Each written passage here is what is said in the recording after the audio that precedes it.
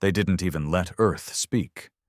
The Council's chambers were silent as the verdict burned into every screen across the galaxy.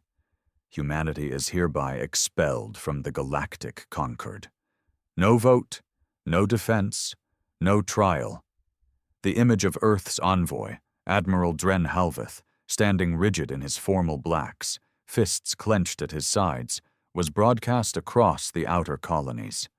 No emotion, no argument. Just a hard stare at the 12 counselors who saw humanity as a threat they could no longer control. What they feared wasn't war. It was independence. For nearly 60 years, Earth had played along, mining council-sanctioned routes, sending tribute, sharing technology, kneeling when demanded, all for the illusion of inclusion. But humans grew fast, innovated faster, and they remembered every insult. The spark that ended it all? Mars. The Martian orbital shipyards, humanity's crown jewel, a cluster of megastructures orbiting the red planet, had been attacked under pirate flags. But the footage told the truth. Council Black Ops ships, Council plasma trails, Council silence. Halveth had brought the proof to the Council. They laughed. Then they shut him down.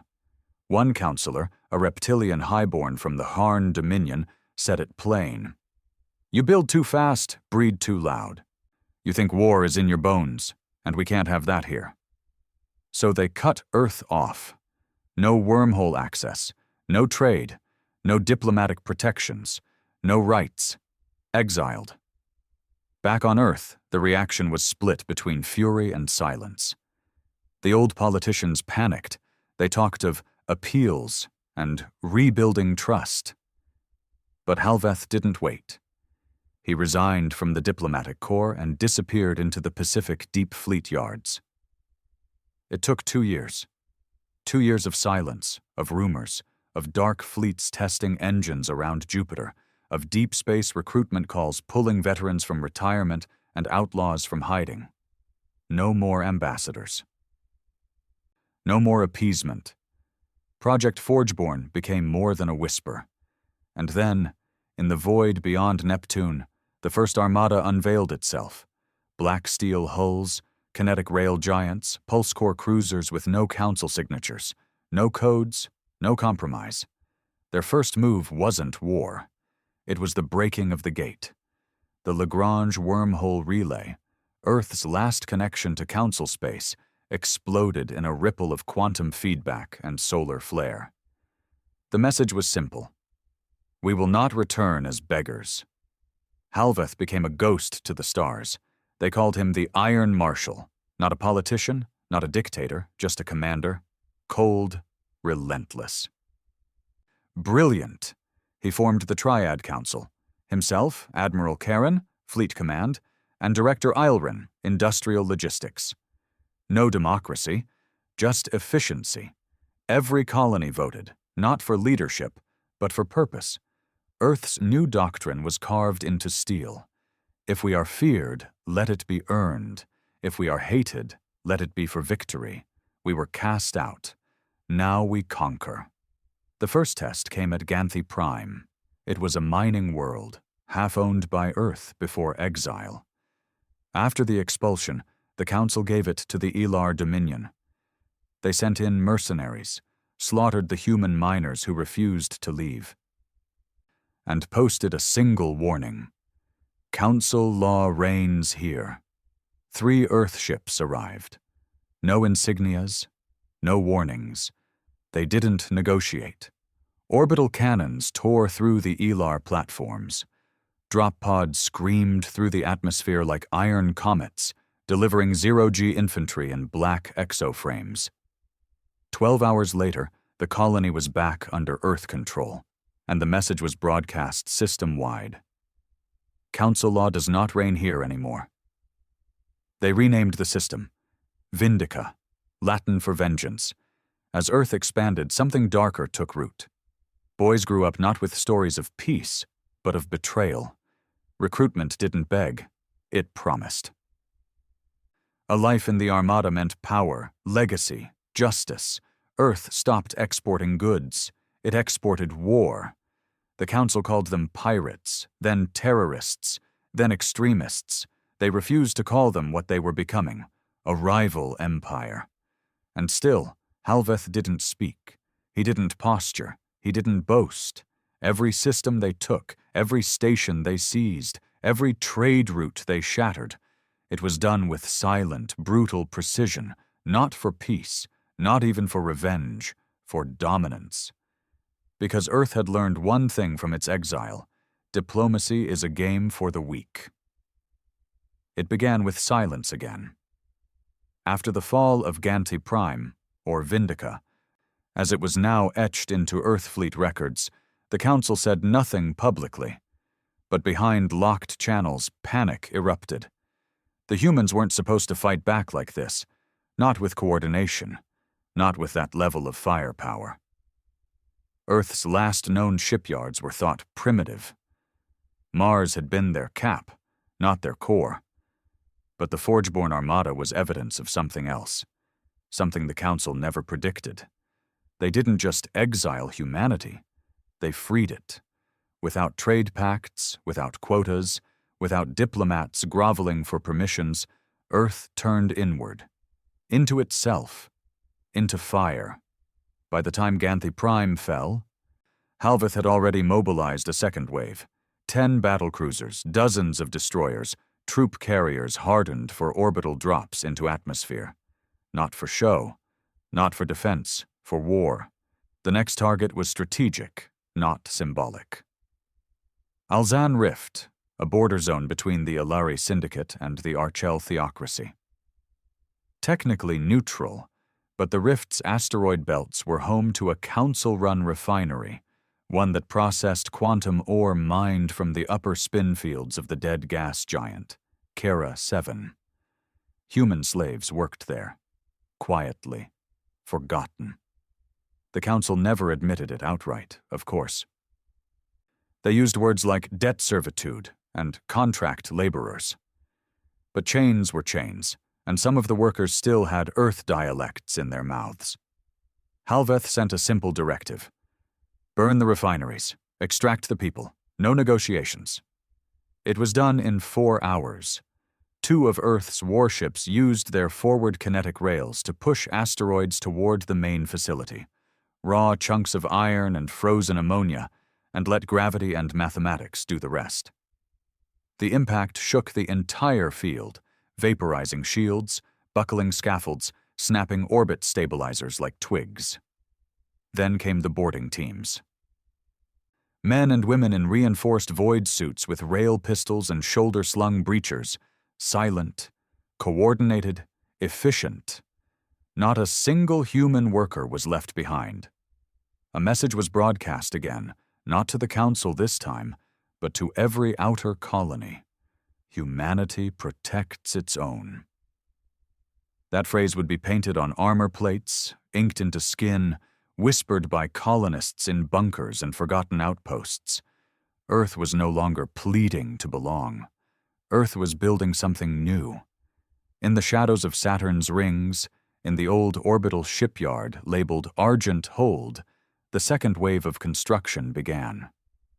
Massive hex steel ribs curved into place by drone arms, experimental ion engines tested in secret, armor plating 3 inches thick, overlaid with kinetic dampeners pulled from scavenged Council wreckage.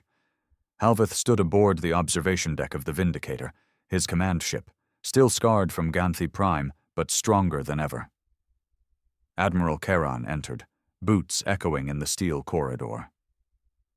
"She's ready for the deep line," he said, nodding towards the construction fields. Halveth didn't respond at first.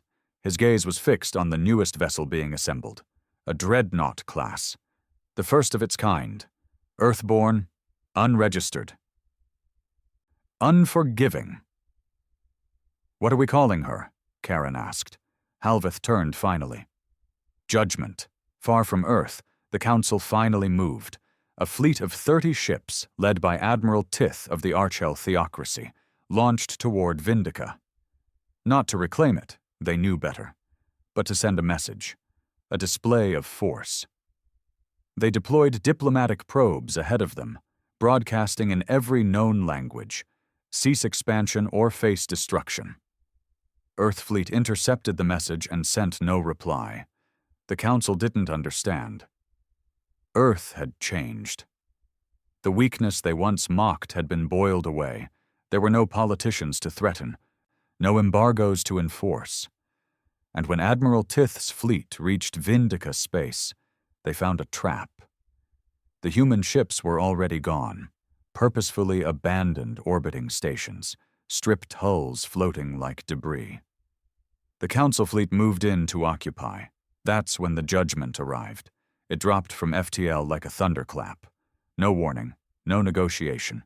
The Dreadnought's spinal railgun, nicknamed the Hammer, fired once. Just once. The projectile, a depleted uranium slug accelerated to a quarter the speed of light, tore through the Archel flagship like a knife through cloth. It didn't explode. It vaporized. Half the fleet went dark from the EM shockwave. The other half panicked and fired blindly into empty space. Then came the boarding pods. Earth's grav-borne infantry, equipped with magnetic pulse jumps and arm-mounted breachers, struck fast and without hesitation.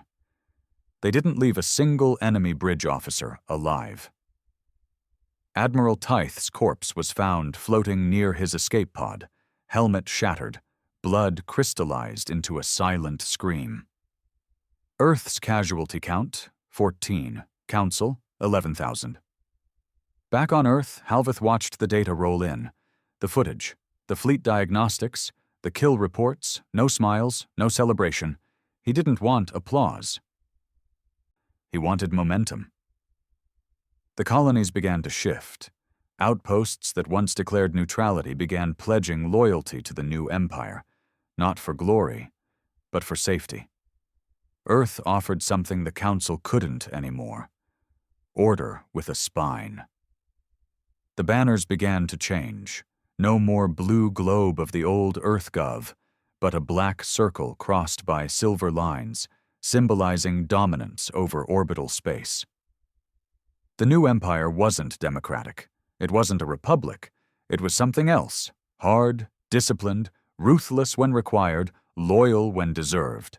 And people loved it, because for the first time in centuries, humanity wasn't apologizing for its strength.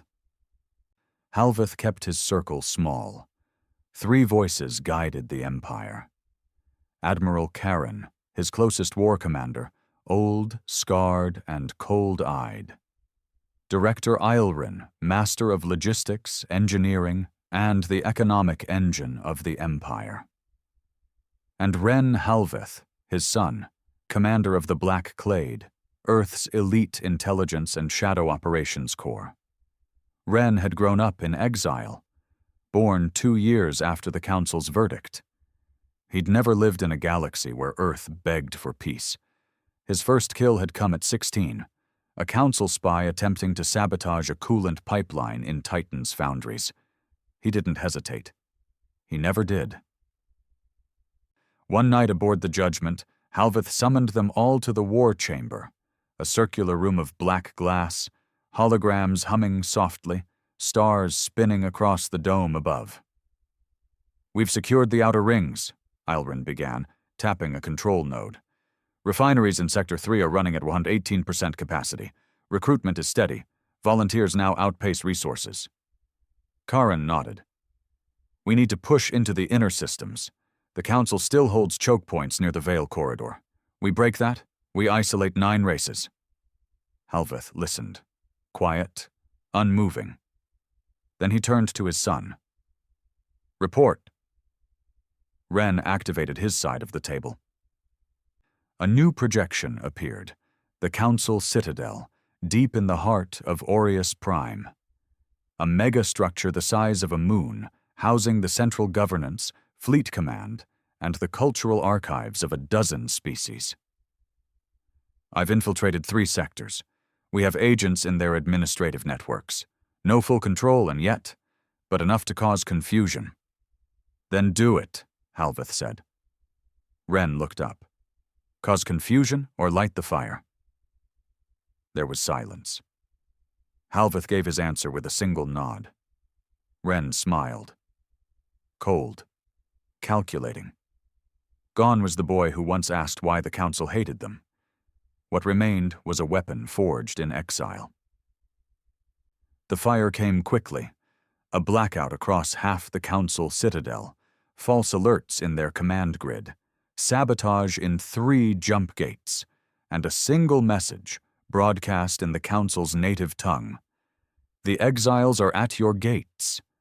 And then Earth's empire moved. They didn't strike the Citadel first. That was for later. They hit the supply arteries, the thin lines of lifeblood the Council used to feed its core. Orbital farms, cryo-convoys, tech archives, anywhere fragile, anywhere sacred, and always with the same precision. No civilian blood, no collateral chaos, only targets that fed the machine. But make no mistake, it was war. One colony resisted, a rim world called Telenkar. Council loyalists held the skies. Local militias refused Earth's surrender offer. They killed prisoners, posted it online. Halveth responded.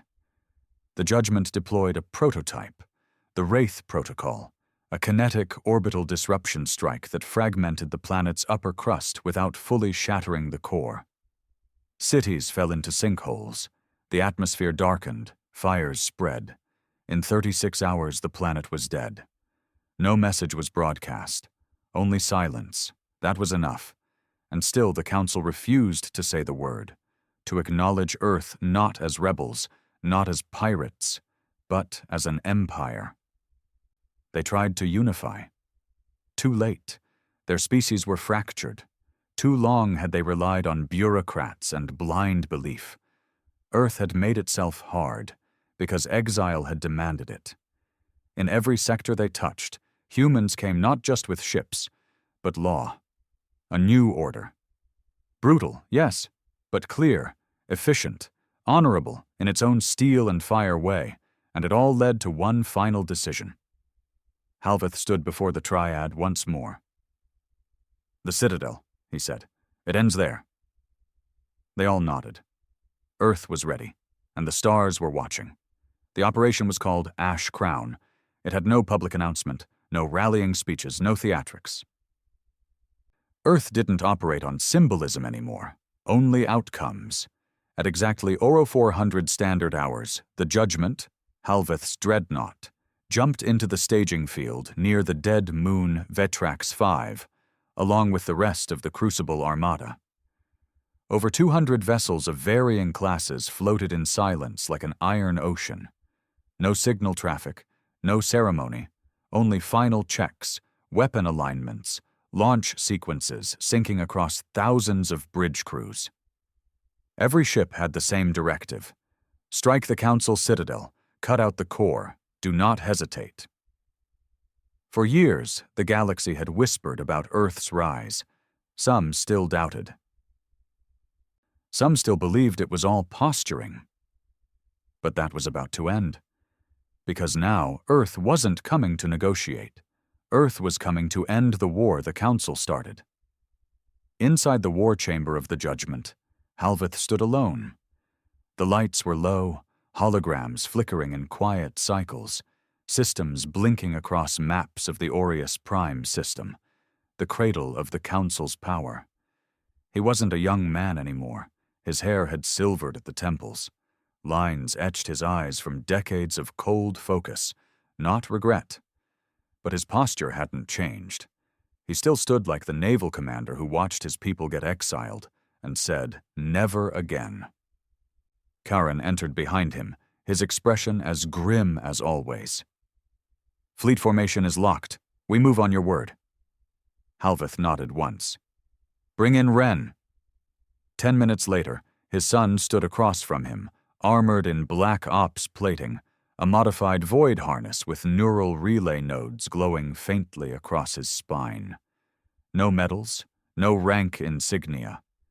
Wren didn't need them. He was the knife in the dark, the Empire's ghost, the blade that left no survivors. "You've secured the entry point?" Halveth asked. Wren nodded. Council relay gate on the outer shelf was spiked last cycle. They'll think it's a malfunction. We'll be inside their orbital grid before they realize it's not. No survivors, Halveth said. Wren didn't blink. I never leave any. Halveth looked at his son and said nothing for a long moment. There was something unreadable in his eyes. Not warmth, not pride, just silence. The kind shared by men who never asked for what they became. The Council Citadel loomed over Orius Prime like a god's monument, a structure of impossible architecture, built over millennia with the labor of hundreds of species. One part government, one part fortress, one part propaganda symbol. From orbit, it looked peaceful, a sphere of marble, crystal, and gold-like plating suspended by gravitational rings and fed by energy lines from the planet below. Inside, panic had begun to seep in. The reports were vague, conflicting. A fleet had vanished in the Veil corridor. A trade convoy from the Hulderic League had gone dark. 2 Council relay gates were offline for maintenance, both lies. They didn't know it yet, but their blind spots weren't malfunctions. They were invitations. The attack began not with gunfire, but with information failure. Wren's black-clad operatives, deep-planted over the last 5 years, initiated synchronized disruption. Communications nodes overloaded. AI assistants refused input. Emergency shields triggered false alarms. Internal defenses locked down their own corridors. Chaos by design. Then came the breach. The Judgment, Vindicator, and 4 other Dreadnought-class warships surged out of the deep space veil near the Citadel's upper orbit. No preamble, no messages, just power. Their kinetic rails opened fire in unison, massive projectiles slamming into the Citadel's shield barrier. Most would have bounced harmlessly, but Earth wasn't firing standard payloads.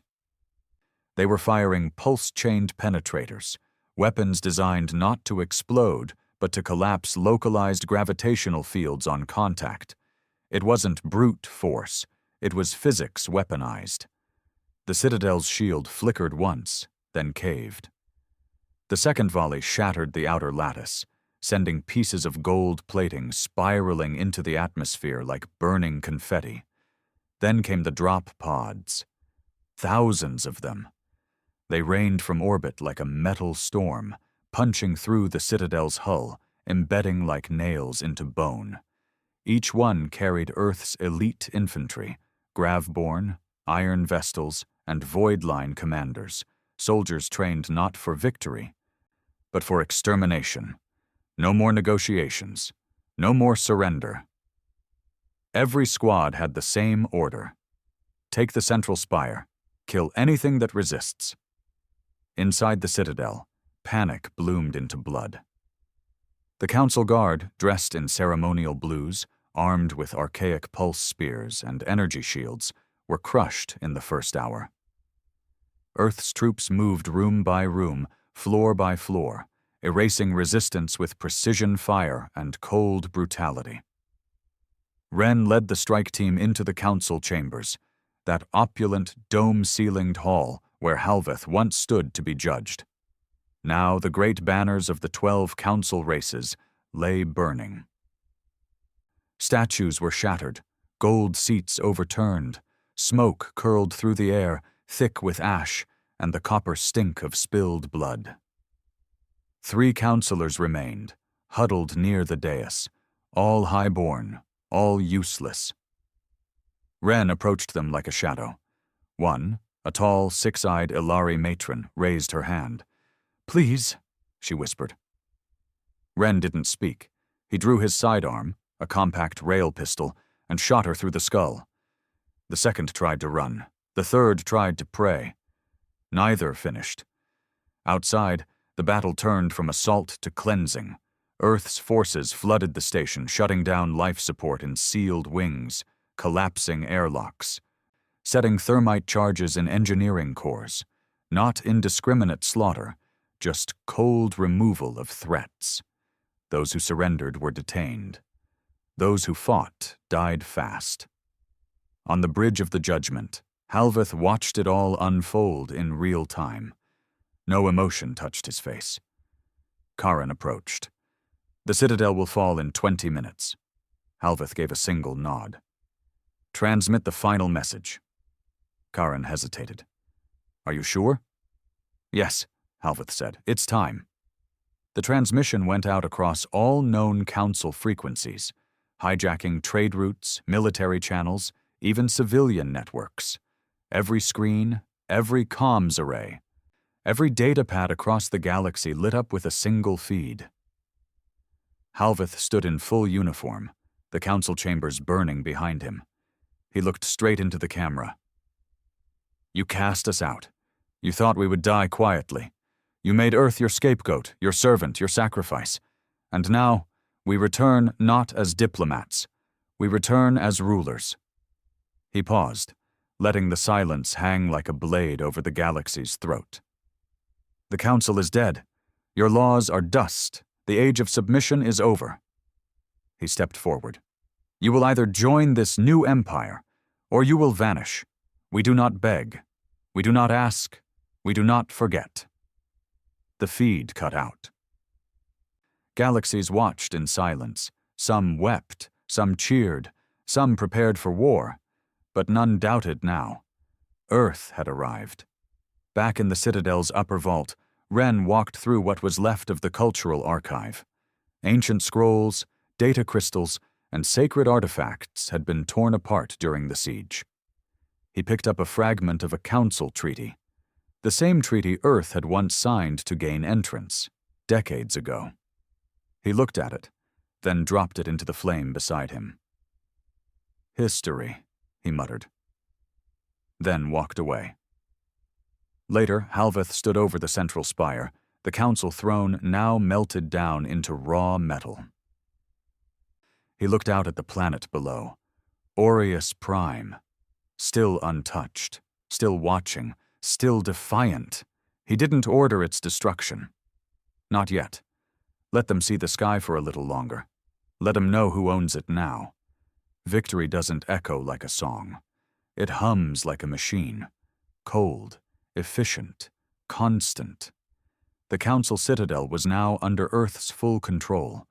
The spire, once a symbol of unity among alien races, now stood marked by scorch lines and Earth's silver-black insignia, etched above the main gate like a scar. In orbit, the judgment loomed in silent triumph. Around it, the Crucible Armada spread like a net of steel, watching every vector, every ship, every movement. But Halveth knew the real war hadn't ended. It had just changed shape. Orius Prime, the world beneath the Citadel, had not fallen. Not yet. It was the heart of the former Council's wealth, infrastructure, and culture. While the Citadel was political, Orius was spiritual. Its cities were temples, its skies were sacred. Millions of aliens still lived there, civilians, scholars, nobles, and remnants of military command, waiting, watching, and most importantly, resisting. Earth hadn't touched the surface, yet. Halveth stood aboard the Citadel's command platform, looking down through thick glass as the planet spun beneath them. He saw the lights of orbital cities, trade traffic rerouted into silence, and one single, defiant transmission that had begun broadcasting from Orius every hour on repeat. "This is not your home. You may have the stars. You will not have our soul." He listened to it for the 50th time in silence. Then he turned to Admiral Karen. "Deploy the Shadow Index." Karen didn't flinch. "All 6 targets?" "Yes," Halveth said. "Everyone." The Shadow Index was never meant for battle. It was psychological warfare incarnate.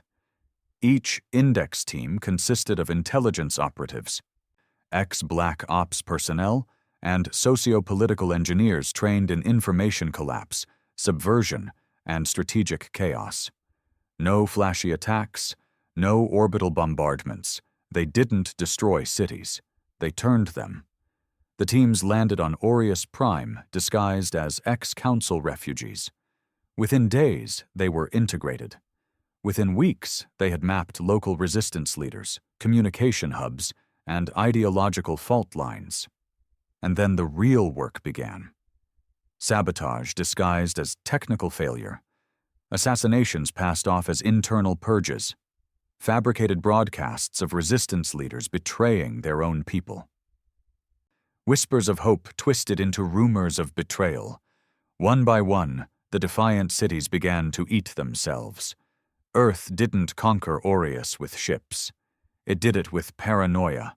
Ren Halveth walked through the ruins of the Citadel's judicial wing, once the symbolic courtroom of interstellar law. Now it was a burned-out shell, scorched from Earth's entry. He was searching for the last living council archivist, a Dithari male named Male Zaros, held in a temporary cell below the vaults. He had refused all interrogations, kept silent, proud. Ren didn't bring guards. He entered the cell alone, armed only with a small data slate. Zaros looked up from where he sat, chained to a stone bench. He was old, wrinkled, gray skin sagging beneath his eyes. "You've come to gloat?" the alien rasped. Ren sat across from him, calm, measured. "No, I've come to offer you the truth." Zaros laughed bitterly. "The truth died when your kind came to our stars." Ren slid the data slate across the table. "This is a list of your council's black site programs, biological testing, forced labor rings, cultural suppression campaigns, projects your name is attached to." Zaros looked down, then away. "You were a historian," Ren said quietly. "Tell me, why did you hide this?" The alien's voice cracked. "Because we believed unity required sacrifice, that some truths would destroy the greater structure." Ren leaned forward, expression unchanged. "And Earth, what was our crime?" Zaros didn't answer. "You feared us because we remembered history," Ren said. "You erased your own. We turned ours into steel." He stood and left without another word. Earth's control of the Citadel became complete within the month. With every hour, more Council-aligned worlds went silent or switched allegiance. Earth's empire expanded without firing another shot. But it came at a price. Back home, the cracks had begun to show. The veterans who had built the empire, the exiles, the engineers, the early fighters, were growing old. Many were pushed into retirement or quietly silenced for asking questions. The youth, born under the black banner of the empire, were more ruthless, less patient. Recruitment posters showed fire and metal. Not unity, not justice. Boys wanted blood before they understood history. The voice of Earth was loud. But it had changed. The whisper of purpose was becoming the shout of domination. In the north quadrant of Orius, one city refused to fall. Velari, known as the Last Flame. A religious capital of the Alir species, it had a unique shield architecture that Earth's railguns couldn't penetrate without vaporizing half the continent. Karen wanted to flatten it anyway. "It's symbolic," he argued in council. "They think if Velari stands, they have hope." Halveth nodded. "You're right." Then he turned to Ren. "What's the alternative?" Ren's answer was simple. "Let them open the gates themselves." It took 2 weeks of manipulation. A shadow index cell forged broadcasts of Alir soldiers executing civilian refugees, staged, edited, broadcast on local netwaves. Then they intercepted supply shipments and replaced them with poisoned rations. Finally, they faked a diplomatic broadcast, a plea for peace, from Velari's own high priestess, cut mid-transmission by an explosion. The priestess was alive, but the people believed she'd been killed by the military hardliners holding the city. On the 15th day, riots erupted. On the 16th, the gates opened. Velerai fell without a single Earth soldier firing a shot. In the darkness of the Citadel's upper spire, Halveth watched the footage. He no longer reacted. No pride. No satisfaction. Director Eilrin, the third member of the Triad Council, entered with a data tab. "Something you need to see," he said. Halveth took it and scanned the contents. A video. Secret footage from an Earth warship docked in the Fringe. It showed a junior officer executing surrendering prisoners, council defectors who had begged for asylum. No order, no command, just zealotry. Halveth's jaw tensed. "We're losing the line," Eilrin said. "They don't serve out of belief anymore. They serve out of fear and hunger." Halveth didn't answer. He looked out the window again. Earth had won. But something colder than exile had begun to grow.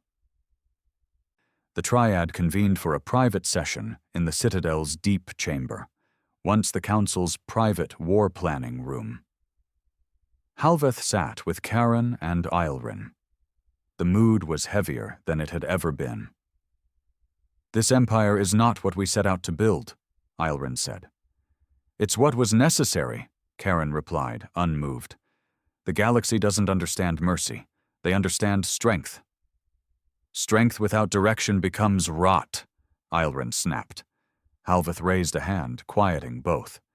"We didn't build an empire for revenge," he said. "We built it to ensure Earth would never kneel again." "Then why do I hear people kneeling now?" Eilrin asked. No one answered. Later, Halveth stood in the old council gardens, rebuilt, silent. A place where peace had once been paraded, dressed in robes and hypocrisy. Now he stood alone. He thought of the past, of the day they exiled Earth, of the silence that followed, of the first child to die in the Mars shipyard strike, of the miners buried on Ganthy Prime.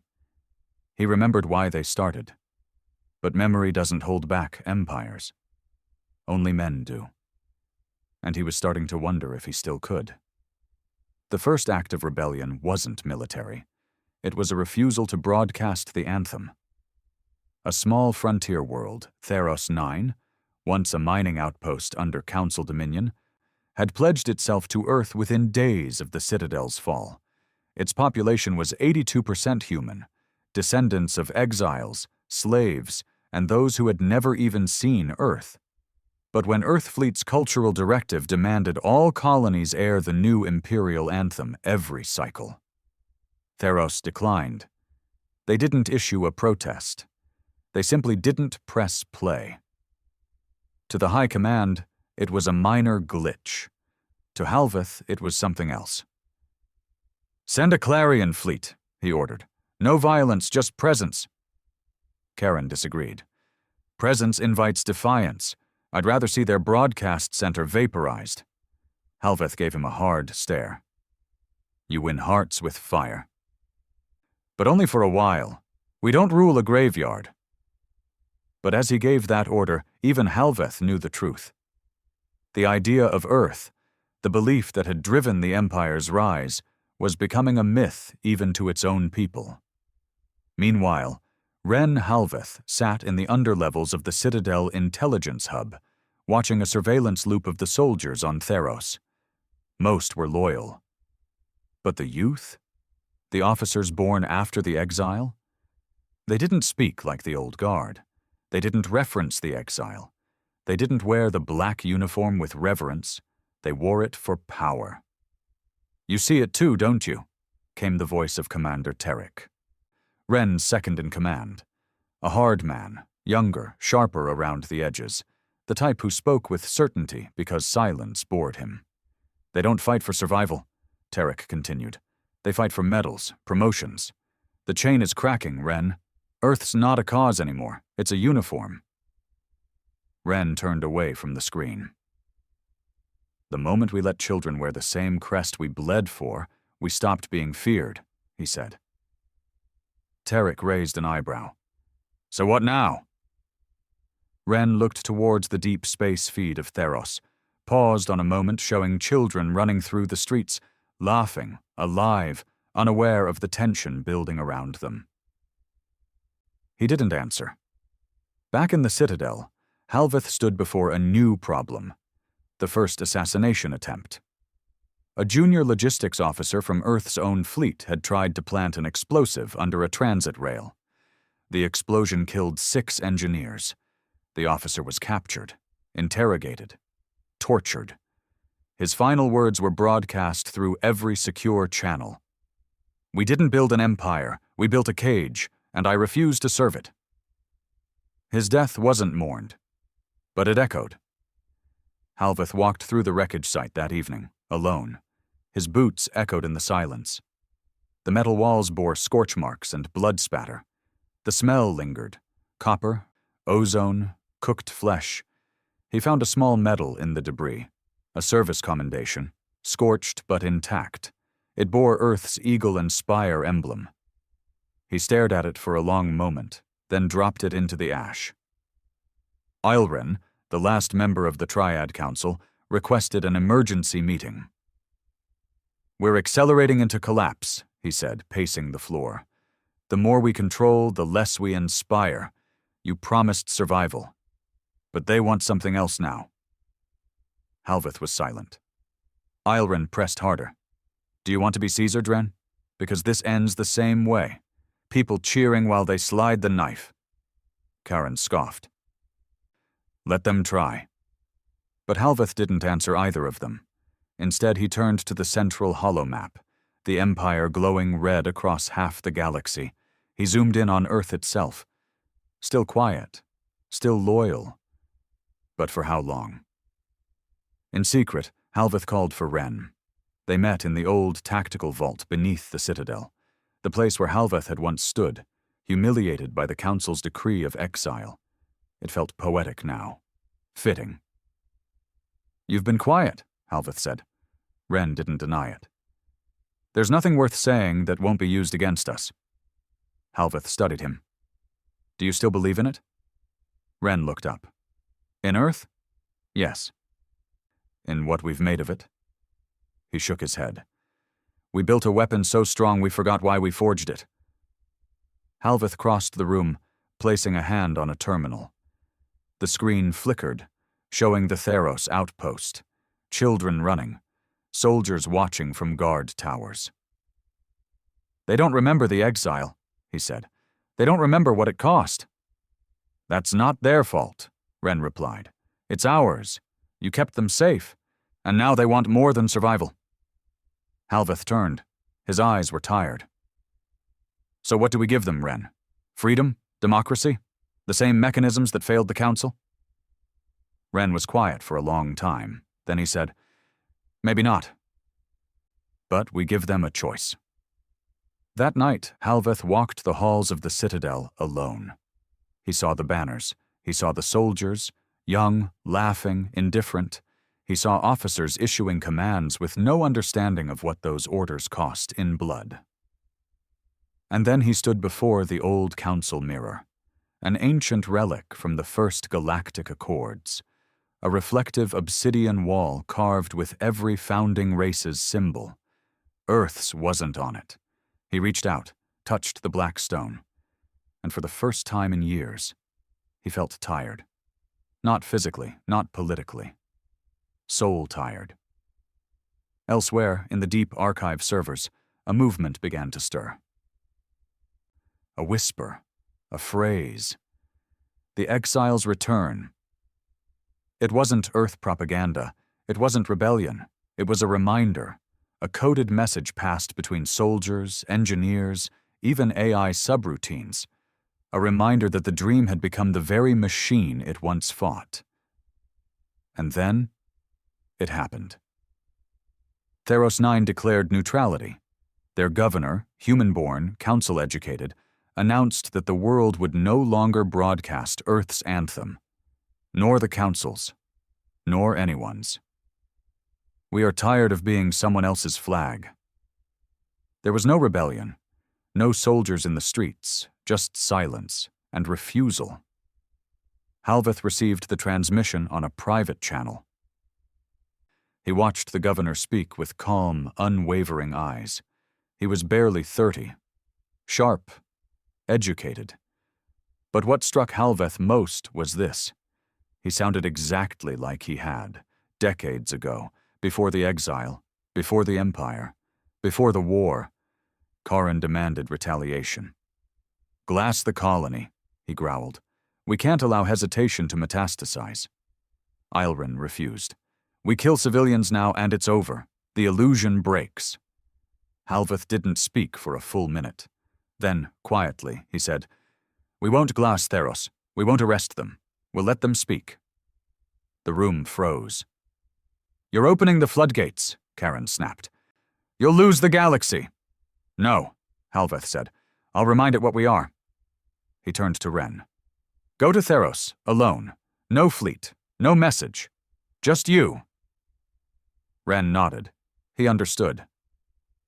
And so, the Empire's son left the Citadel, not in a dreadnought, but a single stealth skiff. No honor guard, no weapons, just a mission. Not of domination, but of reckoning. Because Earth didn't need more territory now. It needed to remember why it fought in the first place. And if that memory was buried too deep, then someone had to dig it up, even if it meant burning the whole damn thing down. Ren Halveth landed on Theros 9, under the cover of night, guided only by the soft light of the mining colony's twin moons.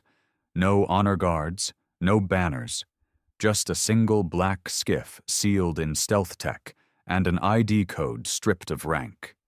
He wasn't here as a commander. He was here as a son.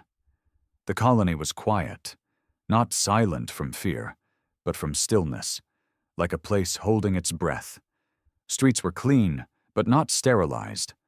Patrol drones floated low, slow, unarmed. Children played in the squares, watched over by elders who had seen too many regimes rise and fall. There were no slogans, no propaganda screens, no Earthfleet logos painted on walls. Just people. And that, to Ren, was the loudest message of all. The governor met him at the old hydro farm dome just outside the capital. His name was Aaron Dren, and despite no blood relation, the similarities to Halveth were uncomfortable. Sharp jaw, broad shoulders, ice-calm voice. Except where Halveth had fire and steel in his gaze, this man had something else.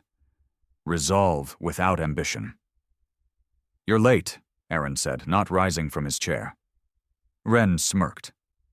"You still broadcast time like the Council. Thought you hated that." Aaron shrugged. "Old habits don't always die. Sometimes they just wait for better reasons." Ren sat across from him, the dome's glass reflecting moonlight over fields of algae and hydrograin. "Why now?" Ren asked. "You've been loyal for years. Your people fought with us. You flew the banner. And then one day—" Silence. Aaron folded his hands. "Because we won. And after we won, I realized something. No one knew what to do with peace." He leaned in. "We trained soldiers, not citizens. We built war machines, not futures. So now we sit in victory, surrounded by rubble, and call it civilization." Ren didn't flinch. "You were given order, safety, a seat at the table." Aaron shook his head. "No, Ren. We were given a throne made of bullets. We were never meant to govern. We were built to retaliate, to rise from the ashes. But what happens when the fire burns out?" He paused. "Tell me this.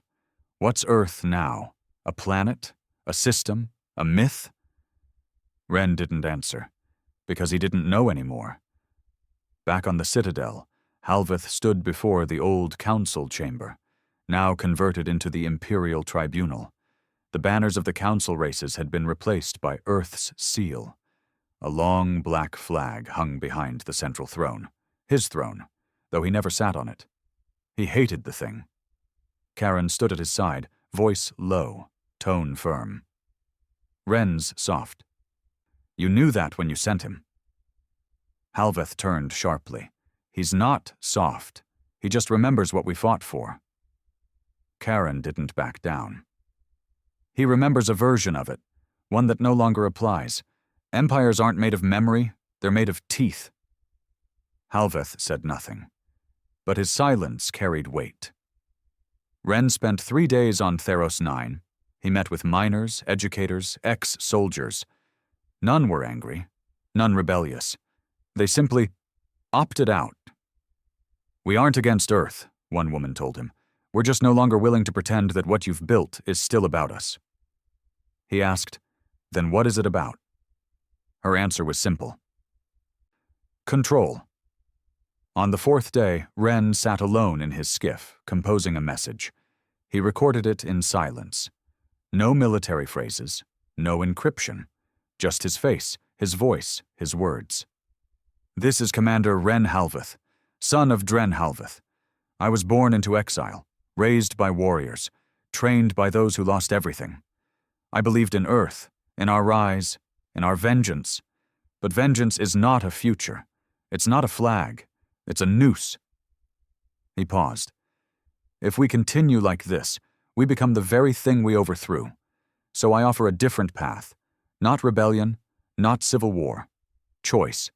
For every colony, every citizen, every human and ally who stood with us. Choose your way forward. No more force. No more demands. If Earth must remain, let it be by will, not fear." He uploaded it to the deep net. Then he took off. The message hit faster than expected. By the time Ren returned to the Citadel, 6 colonies had shared it openly. Some praised it, others mocked it, but everyone watched it. Karen was furious. "He's lit a fuse. If we don't act now, we lose everything." Halveth listened to the briefing in silence. Then he stood, dismissed the room, and called for his son. Ren entered the tribunal chamber with heavy boots and no armor, just a man, returning home. They stood across from each other, no guards, no witnesses, no excuses.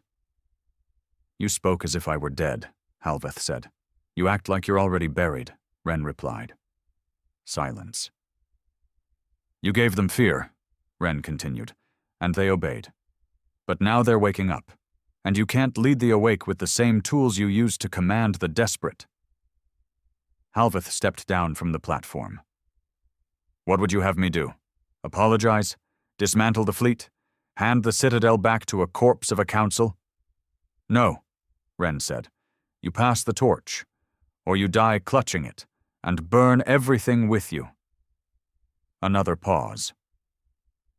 Then Halveth asked the one question that had haunted him for years. "Do you think I became a tyrant?" Ren didn't speak for a long time. Then he said quietly, "No. You became the shield.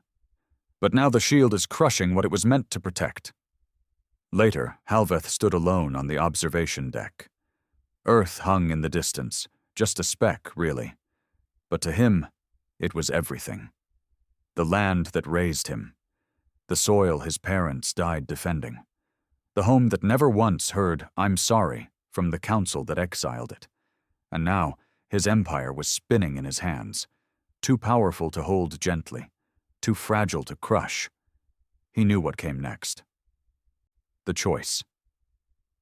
He sent a single message to the High Command, a broadcast to every colony, station, fleet. Effective immediately, the Empire enters a state of civil autonomy. Every colony may now determine its own alignment. No world shall be punished for choosing independence. Earth remains, but no longer as emperor. We return to the stars not as rulers, but as partners. This is the beginning of something new, or the end of all we ever were. Choose well. He signed it simply. Dren Halveth, former commander of the Exile Armada. The fallout was not as violent as many feared. Some worlds left, others remained. Some hesitated. But for the first time in decades, no one was forced. That made all the difference. The Empire didn't collapse. It transformed. Ren left the Citadel shortly after. He returned to Theros 9, not as a commander, but as a citizen.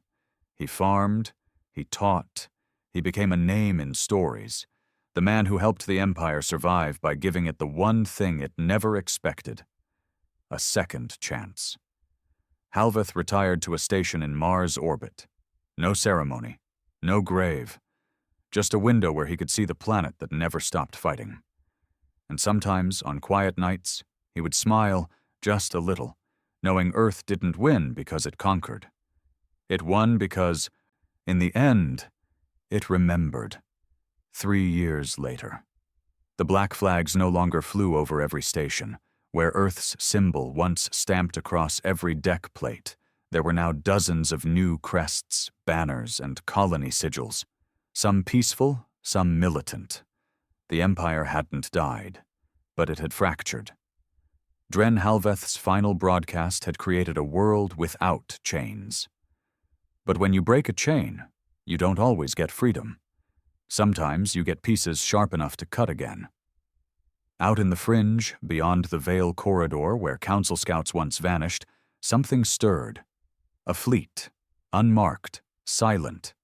They didn't use warp pulses. They didn't broadcast identity beacons. But their ships, black as vacuum, edged in bone white, were Council-born.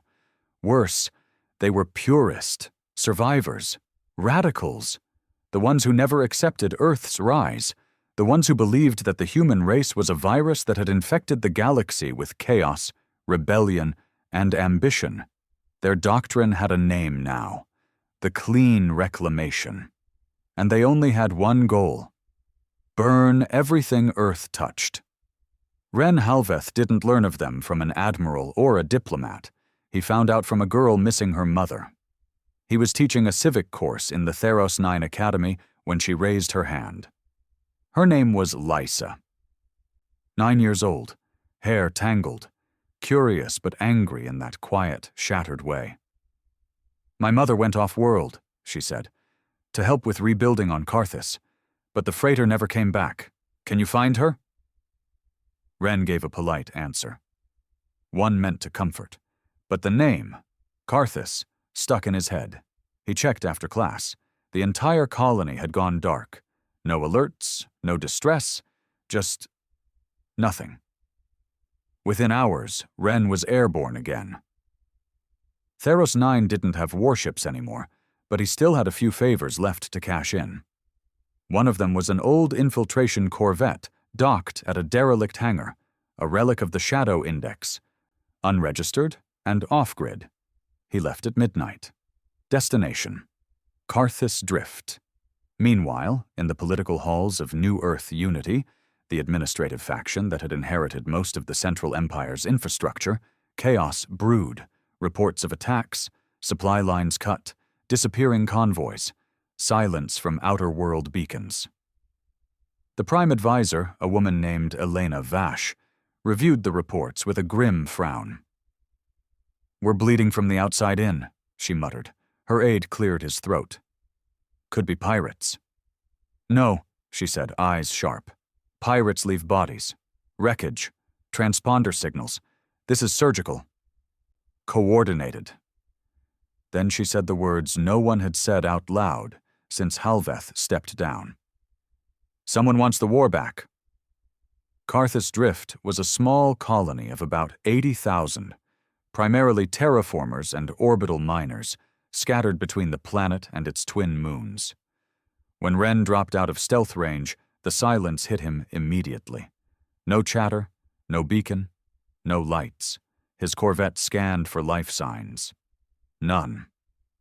He landed anyway, donned his old shadow armor, walked into the heart of what was left, bodies, frozen, laid out in rows, not randomly, not from panic, arranged, men, women, children, eyes open, no burns, no wounds, just gone. Lifeless. And above them, scrawled across the hangar walls in a language few still remembered: "The infection will be burned." Ren's blood turned to ice. He recognized the dialect.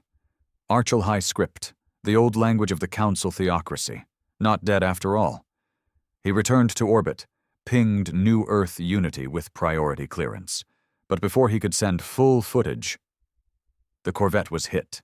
A glancing blast, silent and invisible to most radars. His shields flared, systems dimmed. He scrambled, reversed thrust, twisted under fire. They didn't chase. They didn't finish him. They just let him go. A message, not to kill him, to warn him. Back in the Central Territories, the news of Karthus leaked, and the response was chaos, fear, rumors, accusations. Some claimed it was Earth's own military trying to claw power back. Others said it was a false flag, a stunt to reunite the fractured colonies under wartime fear. No one agreed. But everyone prepared. Wren landed on Mars 3 days later. He walked the old corridors of Argent Hold, now a museum and monument. He found his father in a quiet observation deck. The man was older, slower, but not diminished. Halveth turned before Wren spoke. "You saw it?" Wren nodded. "They're back. Or something like them." Halveth didn't look surprised. "I always knew we left too many ghosts behind." He paused. "And I always knew peace would be temporary." Wren leaned forward. "We need a unified response, a fleet, real command." "I'm retired." "No. You're recalled." Halveth laughed, not in humor, but in dry inevitability. "You're not here for strategy. You're here to ask if we can still lead." Wren didn't blink. "Can we?" Halveth stood, walked to the window and stared at the stars. Then he said, "We'll find out, but only if the stars still believe in us." The call went out, not to all systems, not to politicians, but to veterans. The old guard, the forgotten ships, the war-forged. One by one, they answered. A former Iron Vestal commander in the fringes of Vortan III, a Gravborn unit that never disbanded, still training on moons long ignored, a single dreadnought, the Judgment, still floating, dormant in orbit around Titan. They all came home, not to serve the Empire, but to serve Earth, one last time. As the fleet reformed, Wren stood in the main hangar of the Judgment, watching repair drones hum and weld and recalibrate. He spoke quietly to the engineers. He coordinated quietly with the surviving AI net. He gave no speeches. Only one message echoed through every corridor. "We are not conquerors. We are not saviors. We are the fire you left burning. And now, we're coming for the shadows." The purest fleet didn't wait. They struck at Galon Ring, a floating agricultural world. This time, they broadcasted. A clean signal, an old council code. Their message was direct. You were warned. The disease was allowed to spread. Now we purge. Humanity will be erased, its legacy wiped. The exiles will become ashes. They used Earth's old word against it. Exiles. Wren stood on the bridge of the Judgment, jaw tight. This wasn't war for territory, it was erasure. The kind of war Earth had sworn never to lose again. And far from it all, in a small dome on Theros 9, a girl named Lysa watched the feeds, clutching the only thing she had left, a photo of her mother. Missing, or maybe already gone.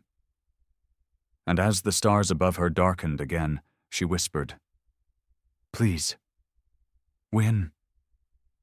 The sky over Galon Ring cracked like glass.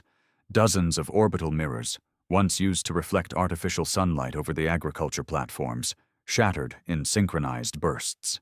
Their fragments rained down through the atmosphere like falling knives, igniting the air with burning trails. Below, farms turned to fire. The purest fleet hadn't just come to attack. They came to erase. Every structure, every human-built node, every cultural artifact that bore Earth's design, targeted, incinerated, vaporized. And above it all, suspended in orbit behind a massive triangular dreadship, the enemy's final message blinked into open transmission. The galaxy was warned. Earth defied. The plague will not be allowed to thrive. On the bridge of the Judgment, Ren Halveth stood in silence as the feed cut out.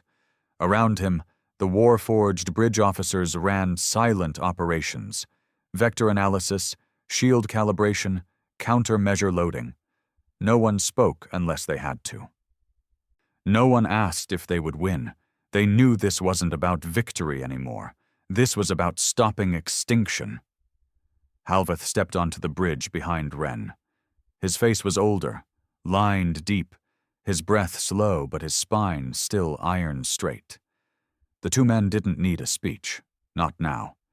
The old commander simply said, "Once more." The Reclaimer, Armada, as Earth's revived fleet now called itself, arrived at Galen space with only 60% of its original forces intact. Many ships had never been recommissioned. Others simply chose not to answer the call. But what came was enough. Enough to fight. Enough to bleed. Enough to remind the stars what Exile had created. The Judgment led the charge, a steel arrowhead breaking the silence, weapon batteries live, pulse rails locking onto enemy capital ships. Across every comms channel, Ren gave the final order. No mercy, no surrender. They wanted silence. Let's show them Earth's voice. The first engagement was brutal. 2 of Earth's cruisers were annihilated within 30 seconds, sliced in half by antimatter lances that carved through magnetic shielding like paper. But the Reclaimer ships returned fire with precision. Not flashy, not wasteful, calculated, targeting enemy engines first. Crippling movement, then breaching cores with tungsten slugs and fusion-tipped torpedoes. No propaganda, no taunts. Just justice, the kind that had waited generations. Meanwhile, Ren led a boarding op onto one of the purest dreadships, codenamed Eclipsion 7, a captured vessel repurposed by Council loyalists. He didn't take diplomats. He took a strike team of grav-born relics, soldiers who had lived through the first wars, whose bodies were half steel and half trauma. The drop was silent. They pierced the hull in silence, moved through corridors where Council symbology still glowed faint on the walls. And in the heart of the dread ship, Ren found what he hadn't expected. Children. Alien, yes? Some human-adjacent species, others twisted with cybernetics and implants, experiments, not soldiers, innocents trained to kill. One of them, no older than 10, raised a plasma blade at Ren, hands shaking, eyes wild. Ren didn't draw. He knelt instead, took off his helmet. "Your war isn't with me," he said quietly. "It's with the people who made you believe this was the only life you had." The boy hesitated, lowered the blade. Ren signaled his men. "Non-lethal. We're not repeating their history. We're ending it." Back in orbit, the Judgment took a direct hit. The bridge cracked. 2 officers were blown through an imploded viewport. Karen, grizzled, hard, still commanding even with half his side torn by shrapnel, dragged himself back to his console. "Forward batteries online. Lock and fire." The Judgment's railguns roared. Slugs the size of freight containers blasted into the enemy command ship, disintegrating its bow. "Core breach," shouted an officer. "We need to clear vector." But Halveth didn't order retreat. He stood at the helm, watched the enemy ship spiral and burn. Then, over all comms, he spoke. To every child who never came home, to every name erased, to every lie the Council told. This is for you. He pressed the final override. A quantum destabilizer charge fired into the wreck. The enemy ship vanished in a rippling implosion, folding into itself, vanishing from reality. In the aftermath, Earth's forces pushed, hard, ruthless. Purest ships fell back, scattering. Some detonated to avoid capture. Others fled into the deep black, the space between mapped systems where no light had touched since the early days of colonization. Ren returned to the Judgment, armor scorched but alive. He found Halveth in the medbay, slouched in a seat, blood on his uniform. "You should be in surgery," Wren said. Halveth gave a weak smile. "Been in worse. Besides, not dying until it's done." Wren sat beside him. There were no words for a while. Then Halveth whispered, "Did we save anything?" Wren nodded slowly. "We saved the right to keep trying." The galaxy did not erupt in celebration. No fireworks, no cheers, just quiet. The kind that follows thunder. But the message was clear. Earth still stood. Not because it was stronger, but because it refused to stay down. The purest threat faded into the shadows. The Reclaimer fleet returned to patrol. And humanity, for the first time in 100 years, began to speak not of survival, but of future. A monument was built on Galen Ring, not of Earth soldiers, not of Halveth, but of a single girl. Lysa. Her mother was never found, but she had become the symbol, a face, a name, not of vengeance, but of the cost. Etched in black stone beneath her statue were the final words of Dren Halveth, transcribed from a recording found in the wreckage of the Judgment's final battle. The stars tried to break us. The void tried to silence us. But we are made of the same stuff as war and fire. And in the end, we chose peace. Wren never reclaimed his rank. He lived quiet. Sometimes visited Theos, sometimes didn't. But stories spread. Of a man who taught history from a bench beside a ruined hangar. Of a man who helped rebuild without asking for thanks. Of a man who, when asked who he was, would only reply, "I was born in exile, and I helped Earth find home again." The stars remembered. Not the Empire, not the war, but the will of a people once cast out, now rising not as rulers but as something stronger, a species unbroken,